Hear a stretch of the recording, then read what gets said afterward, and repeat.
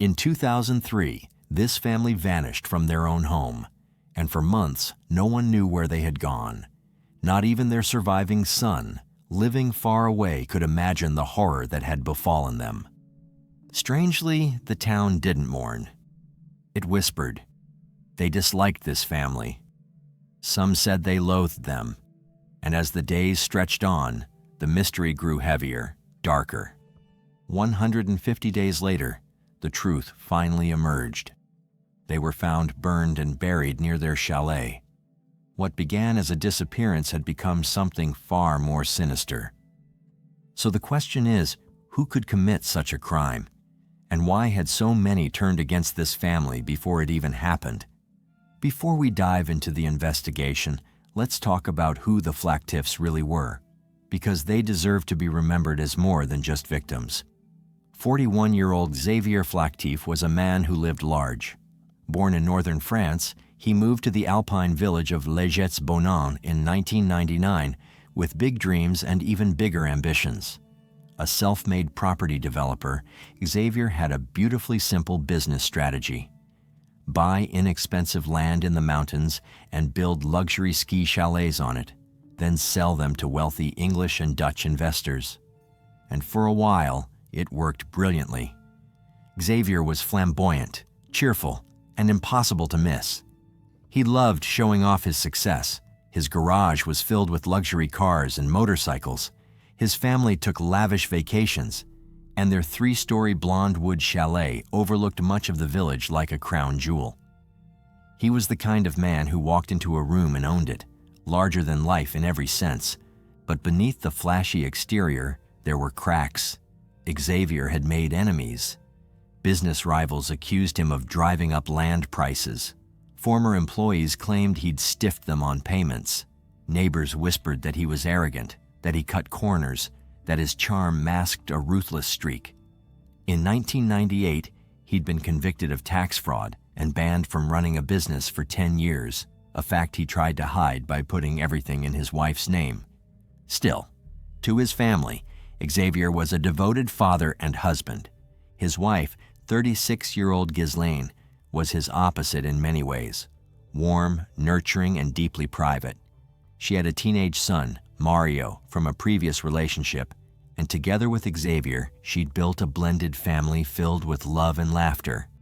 Their oldest daughter together, 10-year-old Sarah, was bright and curious, described by teachers as intelligent and well-regarded at school.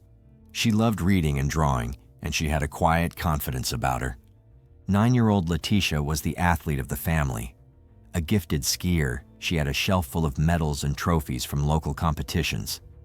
Coaches said she had real potential, graceful, fearless, and always pushing herself to be better.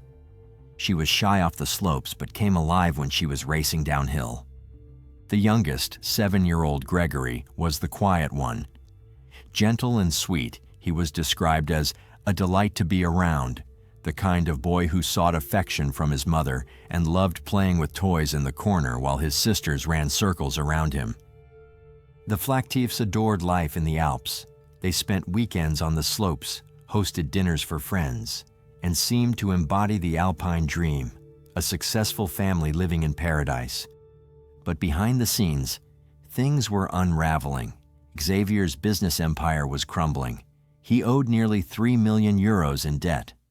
A major real estate project had just been denied planning permission, but he'd already pocketed money from investors for buildings that would never be built. The pressure was mounting, and his list of enemies was growing longer by the day. On April 11, 2003, that pressure would explode into violence. When police arrived at the Flactif chalet on April 13th, they conducted a routine missing persons investigation. The family's red Toyota Land Cruiser was gone, and Xavier's erratic driving was well known in the area. He had a habit of speeding recklessly around mountain roads. The initial theory seemed obvious: a car accident. Helicopters scoured the winding, icy roads. Search teams combed the forests and ravines, but they found nothing. No wreckage, no skid marks, no sign of the bright red SUV anywhere. So investigators turned their attention back to the chalet. A second, more thorough search was ordered 10 days after the family disappeared, and that's when things got strange. The 2 laptops that had been sitting open during the first search? Gone.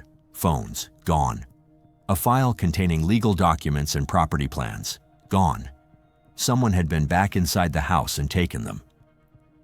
The police began digging into Xavier's finances, and what they found was staggering. 71 bank accounts, most in his wife's name to circumvent his fraud conviction. He was drowning in debt, facing lawsuits from angry investors, and had recently been denied permits for his biggest project yet. By early May, the working theory had shifted entirely. The Flactifs had fled the country. And then, 50 kilometers away across the Swiss border, the missing Toyota Land Cruiser was discovered abandoned in a multi-story car park at Geneva Airport. It looked like the perfect escape plan: drive to Switzerland, ditch the car, and disappear. The media latched onto the story. Headlines painted Xavier as a charismatic con man on the run, a modern-day swindler who'd skip town to avoid his creditors. French news crews descended on Leguet Bonan, interviewing neighbors and former business partners. At one point during the investigation, they interview a neighbor who has a lot to say about the Flactif family. Bon, moi, c'est soit que c'est lui qui est parti, ou alors c'est vraiment des gens qui l'ont... Et puis que... Je sais pas ce qui s'est passé, quoi. Ça s'est pas mal passé, quoi. But Mario Blanc, Ghislaine's teenage son, refused to believe it. He insisted his mother would never leave without telling him. She called him every single day. She would have found a way to warn him, to explain, to say goodbye. Something was wrong, and Mario wouldn't stop saying it. On May 23rd, more than a month after the family disappeared, police launched a third, far more intensive search of the chalet. This time, they brought in forensic specialists. The evidence crew moved through the house inch by inch, photographing, swabbing, collecting, and they began to find things the naked eye had missed. Scattered throughout the children's bedrooms, buried between the slats of the floorboards, were minuscule fragments of what looked like sharp porcelain. One detective described it as though very thin glass had splintered. But when the particles were analyzed in the crime lab, the truth was far more disturbing. It was tooth enamel, microscopic fragments of children's teeth. Beneath a curtain in the living room, investigators found a single-spent 6.35 millimeter shell casing. There were no bullet holes in the walls, no obvious signs of gunfire. But someone had fired a weapon inside this house. And then there was the carpet.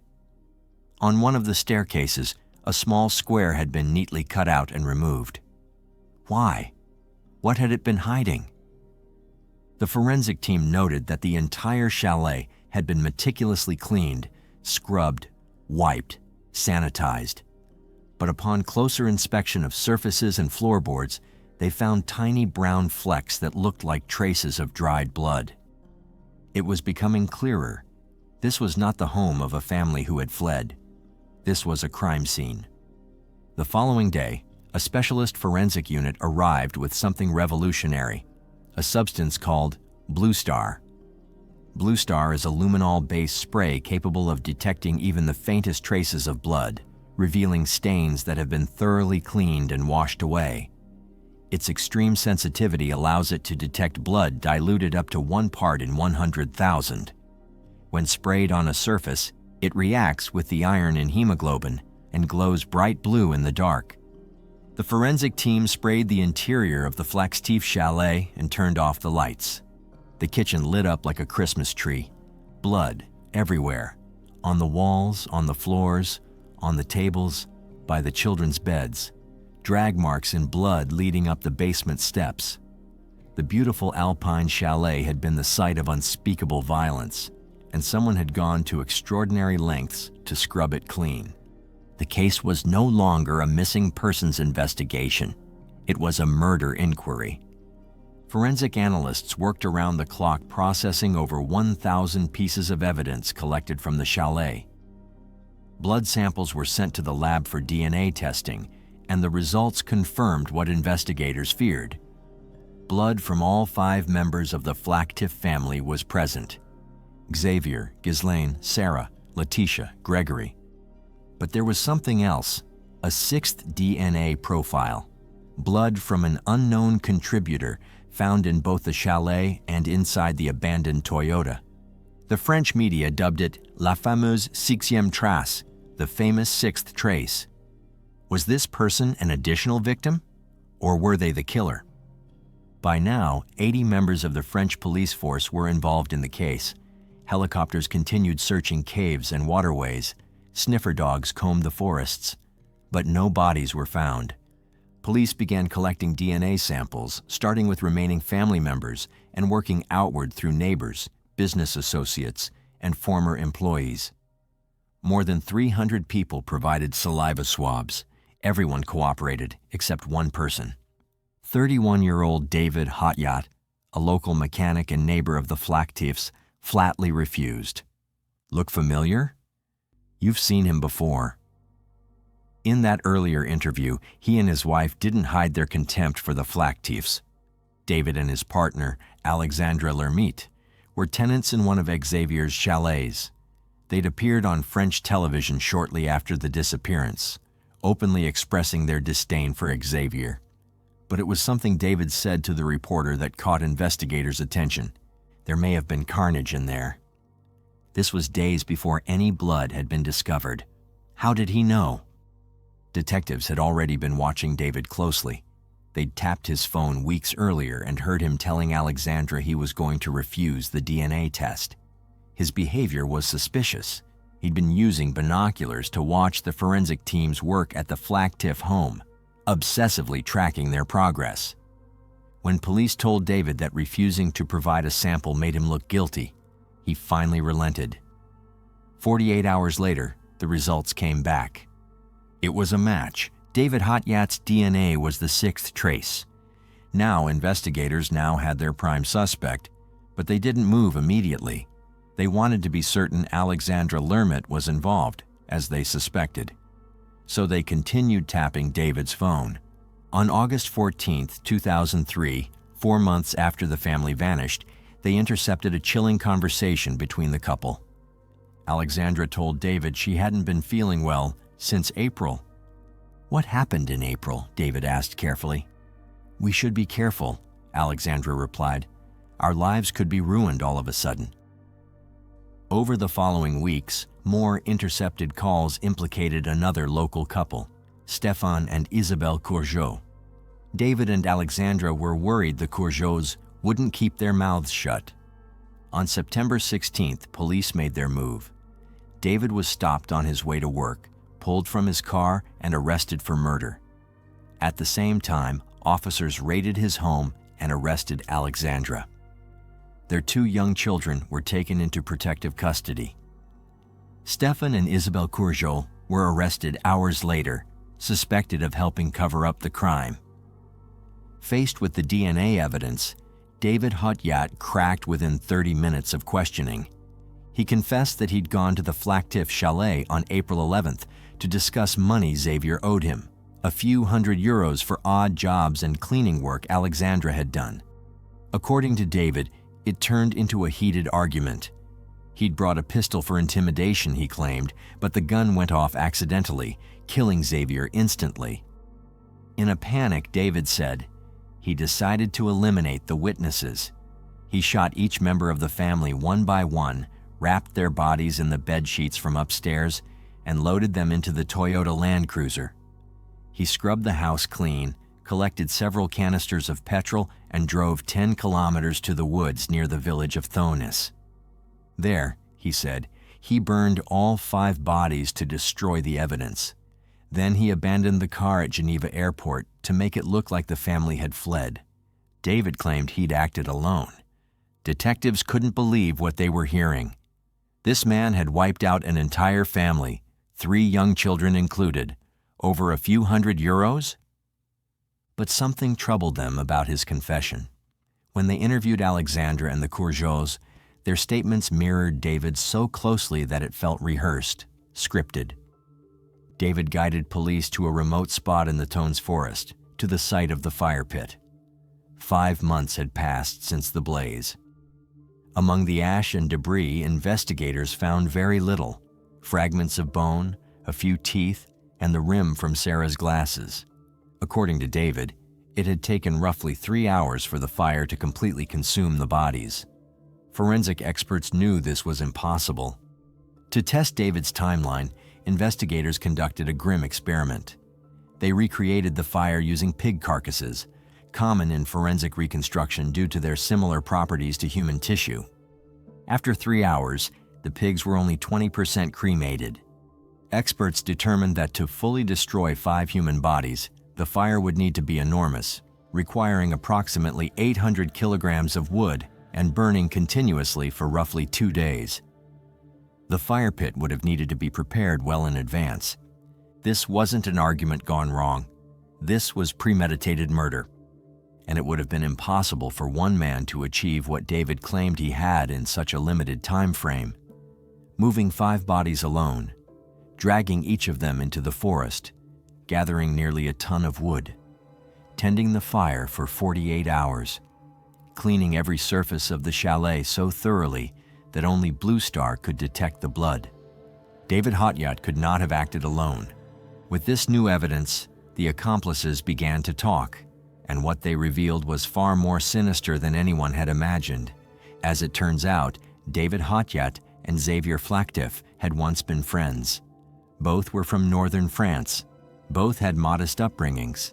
But Xavier seemed to accumulate wealth effortlessly, while David struggled to make ends meet. What began as admiration quickly curdled into bitter jealousy. David and Alexandra grew obsessed with the Flactifs' lifestyle. The luxury cars, the large chalet, the ski trips, the designer clothes. They resented everything the family had that they didn't. And they weren't alone in their hatred. Stefan and Isabelle Courgeol, another couple from the north, had also been lured to Les Gesbonantes by Xavier's promises of an alpine dream. Like David and Alexandra, they felt cheated and disillusioned. The 4 became close friends, bonding over their mutual disdain for Xavier. It started as casual gossip, complaints over drinks, jokes about how satisfying it would be to see Xavier taken down a peg. But then the jokes stopped being funny. They turned serious. The 4 began sabotaging Xavier, graffiti on his properties, siphoning gas from his cars, and eventually, arson. David and Stefan set fire to one of his chalets under construction. According to Alexandra, the situation escalated in January 2003 when David watched a documentary about Alfredo Stranieri, an Italian serial killer who murdered victims he met through classified ads to steal their property. After watching the program, David became fixated on making the Flactifs disappear. "Stranieri is an idiot," he told Alexandra. "He got caught because he buried the bodies. They won't find anything at my place because I'll burn them." The murders were meticulously planned over months. Stefan later revealed that the original plan was to kill the family on April 9, 2003, 2 days before it actually happened. The plan was brutal. Stefan would strangle the children with a rope, and David would shoot the parents with a pistol. But when the 2 men arrived at the Flactif chalet that night, Stefan lost his nerve. He couldn't go through with it. An argument erupted, with David accusing Stefan of cowardice. David rescheduled for April 11th, and this time he went alone. Using cutting-edge laser technology to analyze blood spatter patterns, corroborated by statements from David's accomplices, investigators pieced together a comprehensive timeline of the family's final moments. The children arrived home from school around 5:10 in the afternoon. Phone records indicate they were still alive at 5:29, but not for long. David Hotyat entered the property shortly after, likely through an unlocked door. He found Gregory and Sarah snacking at the dining table in the kitchen. 7-year-old Gregory was the first to die. Contrary to David's claim that all victims were shot, forensic analysis told a different story. Gregory's blood spatter, combined with fragments of baby teeth embedded in the floorboards, proved he was killed by repeated blows from a blunt object, most likely a piece of firewood, which was then burned in the fireplace to destroy evidence. 10-year-old Sarah witnessed her younger brother's murder. She tried to escape through the front door, but David caught up with her. She, too, was bludgeoned to death. A projection of her blood was discovered at head height on the wall near the entrance. David then made his way upstairs, where he found 9-year-old Letitia hiding behind her sister's bed. She'd evidently heard the screams of her siblings. She was killed by blows from the same blunt weapon. Meanwhile, Ghislaine had been in the basement laundry room, unable to hear the commotion over the noise of the washing machine. She was killed on the stairs as she made her way back up to the main floor, leaving blood spatter indicative of repeated blows to the face. The telltale drag marks on the staircase were left when David brought her body back down to the basement. One small mercy. Ghislaine died unaware of what had happened to her children. Xavier arrived home at 6:45 in the evening. Phone records confirmed the exact time. Upon entering the chalet, he saw the bodies of his family scattered throughout the house. Gunpowder residue found on the armchairs and curtains shows that he was the only victim shot with the pistol, likely because David knew Xavier would fight back. According to Stefan Courjolt's testimony, he and David spent the next 2 days building and tending to the massive fire in the Tones forest. David sent the pistol, which belonged to a relative of Alexandra's, to his brother in northern France, asking him to dispose of it. It was later recovered from a river. The accomplices helped clean the chalet, remove evidence, and stage the scene to look like the family had fled. David even drove the Toyota to Geneva Airport himself, then took a train back to Les Jets-Bonin. A month after his arrest, David Hotjat retracted his confession and changed his story. He now claimed that when he arrived at the Flactif chalet on April 11th, he discovered 2 unknown individuals had already murdered the family. According to this new version, these strangers coerced him, under duress, into helping them dispose of the bodies. The story fell apart immediately under the weight of forensic evidence, eyewitness testimony, and phone records. But David stuck with it all the way to trial. 3 psychological evaluations revealed disturbing traits: narcissism, compulsive control, and avoidance of responsibility. Psychiatrists described him as a man prone to extreme actions, with an exceptional ability to compartmentalize his feelings and avoid confronting difficult situations. Despite his claims of impaired consciousness during the crimes, psychiatrists found no evidence of any mental disorder that would lessen his criminal responsibility. David Hotjat was, quite simply, a jealous, calculating killer. The trial began on June 12, 2006, more than 3 years after the murders. It lasted 3 weeks and captivated the entire nation. During the proceedings, it emerged that Xavier and his family had faced significant racial abuse while living in Les Jets-Bonin. Some speculated the murders could have been racially motivated, but prosecutors maintained that the official motive was jealousy and greed, not hate. Alexandra Lermite was accused of being the mastermind behind the murders, of having blown on the embers and cleaned up the ashes. Prosecutors argued she manipulated David, encouraged his obsession, and helped orchestrate the cover-up. At the end of the trial, the sentences were handed down. David Hotjat, life imprisonment with a minimum term of 22 years. Alexandra Lermite, 10 years. Stefan Courjol, 15 years. Isabelle Courjol, 7 years. Mick Hotjat, David's brother, who disposed of the gun, 1 year probation. David initially appealed the court's decision, but he withdrew his appeal on the first day of the new trial. Today, the 3 accomplices have served their time and are free. David Hotjat, now 51 years old, has displayed exemplary behavior in prison and is eligible for parole consideration in 2025. The Flactif family massacre remains one of the most shocking crimes in modern French history, not because of its brutality, but because of its motive. 4 people conspired to murder an entire family, including 3 innocent children, out of nothing more than envy. They wanted what Xavier and Ghislaine had built, the chalet, the cars, the lifestyle. And when they couldn't have it, they destroyed it.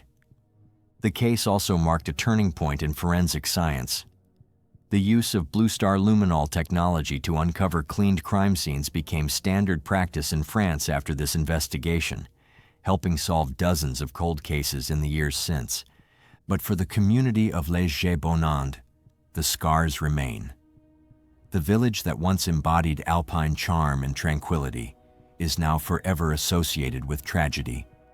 Many families moved away.